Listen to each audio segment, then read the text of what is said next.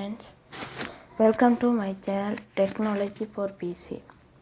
இன்றைக்கி நாங்கள் பார்க்க போகிறது ஃபோட்டோஷாப்பில் எப்படி பிக்சர்ஸ் கட் பண்ணுறது அப்படின்னு சொல்லி ஒரு பிக்சர்ஸில் பேக்ரவுண்ட் எப்படி மாற்றுறது, எப்படி வேறொரு இடத்துக்கு இது பண்ணுறதுன்னு சொல்லி நாங்கள் இன்றைக்கி பார்க்க போகிறோம். இப்போ இந்த ஃபோட்டோஸோட பிக்சர்ஸை இந்த பேக்ரவுண்டை நான் எப்படி சேஞ்ச் பண்ணுறேன் அப்படின்னு சொல்லி பார்க்க போகிறோம். இந்த பேக்ரவுண்டுக்கு இந்த பேக்ரவுண்ட் லைட் கலராக இருக்கிறதுனால இதுக்கு நிறைய பேர் மேஜிக் டூல் யூஸ் பண்ணுவாங்க. இப்படி பேக்ரவுண்ட்ஸ்னால இதுக்கு மேஜிக் டூல் இப்படி இது பண்ணி கட் பண்ணலாம் இப்படி ஃபோட்டோஸை. இதே இன்னொரு வழியும் இருக்குது. இதுக்கு ஷார்ப்பாக கட் பண்ணுறதுன்னு சொன்னால் பென் ரூல் இருக்குது இந்த இதில். அது இல்லாமல் சும்மா பீ அடிச்சிங்கன்றாலும் இந்த பென் ரூல் வரும். இது ஷார்ப்பாக கட் பண்ணுறதுன்னா கண்ட்ரோலோட ப்ளஸ் இது பண்ணி இந்த பிக்சர்ஸை பெருசாக்கி இப்படி வச்சு கட் பண்ணணும்.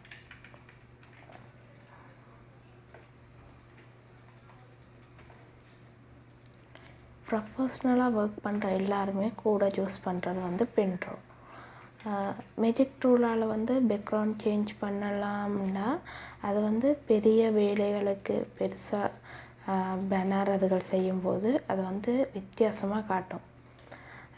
மேஜிக் டூலால் கட் பண்ணியிருக்கிறதுகள் வித்தியாசமாக காட்டும். ஆனால் பென் ரூல் அப்படி இல்லை. பென் ரூலில் ஷார்ப்பாக கட் பண்ணலாம்.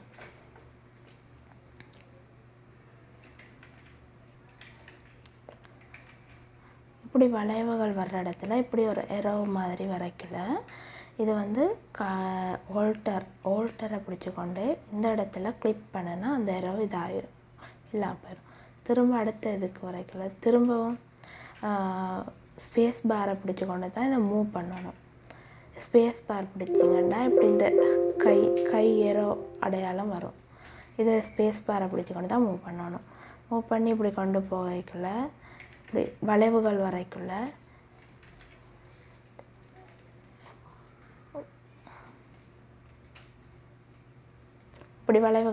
இந்த எரோவுக்கு ஹோல்டரை பிடிச்சி கொண்டு கிளிக் பண்ணினீங்கன்னா அந்த எரோ இல்லாமல் போயிடும். பேக்ரவுண்ட் இப்படி பிளான் பேக்ரவுண்டுகளுக்கு மேஜிக் டூல்ஸ் யூஸ் பண்ணலாம். கலர் பேக்ரவுண்ட்ஸ்கள் இருக்கிற இடத்துல கட்டாயம் பென் ரூல் தான் யூஸ் பண்ண வேணும். இல்லைன்னு சொன்னால் நீங்கள் கட் பண்ண இதுகள் பெரிய பெரிய இடங்களில் ஒர்க் பண்ணி பிரிண்ட் பண்ணி ஃபைனலாக வரைக்குள்ளே எல்லாமே நல்ல வடிவாக தெரியும். இவ்வளவோ மிஸ்டேக் செய்திருக்காங்க அப்படின்னு சொல்லி. நீங்கள் பெரிய கம்பெனி அதுகளில் வேலை செய்ய போகிறீங்கன்னு சொன்னால் நல்லா ஜூம் பண்ணி நீட்டாக க்ளீனாக தான் இது பண்ணணும், கட் பண்ணணும்.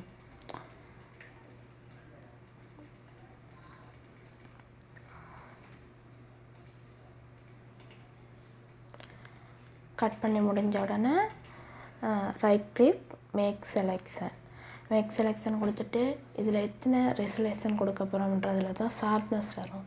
3-4 ரெசல்யூஷன் கொடுக்கல அந்த ஃபேடான மாதிரி வரும். 1.5 நான் கொடுக்குறேன். 1.5 கொடுத்தா இதுக்குரிய ஷார்ப்பான ரெசல்யூஷன் வரும். இப்போ ஃபுல்லாக செலக்ட் ஆகிருக்குது. அந்த பிக்சர்ஸ் செலக்ட் ஆகலை. இப்போ நீங்கள் பார்த்தீங்கன்னா பாருங்கள், அவுட் பேக்ரவுண்ட் தான் செலக்ட் ஆகிருக்குது.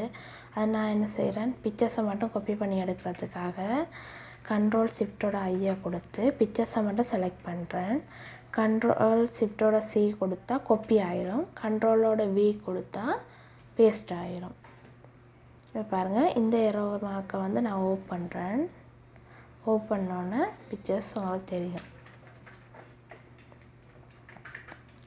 இப்போ இதை நான் ஒரு 4x6க்கோ இல்லை ஒரு பேனருக்காகையோ ப்ரிப்பேர் பண்ண போகிறேன். இப்போ நார்மலாக ஒரு ஆல்பம் பிரிண்டிங் அப்படின்னு சொன்னால் ஒரு 12x30, நார்மலாக 12x30 தான் நாங்கள் ஆல்பம் செய்கிறது. ஆல்பம் செய்கிறேன்னு சொன்னால் நான் இப்போ ஆல்பம் சைஸ் எடுக்க போகிறேன்னு சொன்னால் கண்ட்ரோலோட எண் கொடுத்தா ஒரு பேஜ் க்ரியேட் ஆகும், நியூ அப்படின்னு சொல்லி வரும். இதுவே நாங்கள் ஃபைலில் போய் கண்ட்ரோலோட ஃபைலில் போய் நியூ கொடுத்தா அந்த பேஜ் வரும். அதில் வந்து நாங்கள் பிக்சர் இன்ச்சஸ்லாம் நாங்கள் கொடுக்கலாம். இப்போ இன்ச்சஸில் ஒரு 4/6 நான் கொடுக்குறேன். ஏன்னா இது ஒரு பிக்சர்ஸ் இருக்கிறதுனால இதை ஒரு பேஜ் மாதிரி செய்ய இயலாது. நான் சும்மா 4 ஒரு ஃபோட்டோ பிரிண்ட் சைஸ் கொடுக்குறேன். இதுக்கு ரெசுலேஷன் நான் 300 கொடுக்குறேன். உங்களுக்கு முதல் வீடியோவிலேயே சொல்லியிருப்பேன். ரெசுலேஷன் கொடுக்குறது வந்து எங்களோட அவுட்புட் நல்லா கிளியராக வரணும் அப்படின்றதுக்காக. இப்போ பாருங்கள், இந்த பிக்சர்ஸ் இதில் கொண்டாந்து இது பண்ணிவிட்டு எனக்கு இந்த ஃபோட்டோஸ் வேணும்னு சொன்னால் நான் சேவ் பண்ணி ஒரு டெஸ்க்டாப்போ இதுலேயே வச்சுக்கொள்ளலாம். வேணான்னு சொன்னால் டெலீட் பண்ணிடலாம். கட் பண்ண பிக்சர்ஸ் தானே. கண்ட்ரோலோட T கொடுத்து நான் இதை பெருசாக்க போகிறேன். இந்த ஃபோட்டோவுக்கு ஏற்ற மாதிரி பெருசாக்கி இதுக்கு நான் ஒரு பேக்ரவுண்ட் கொடுக்க போகிறேன். நான் பேக்ரவுண்டெல்லாம் என் டெஸ்க்டாப்பில் சேவ் பண்ணி வச்சுருக்கேன். ஸோ அதிலேருந்து ஒரு பேக்ரவுண்ட் எடுத்து நான் இதை கொடுக்க போகிறேன். கண்ட்ரோலோட O எடுத்தால் இதில் ஆல்பமில் நாங்கள் கொடுப்போம்.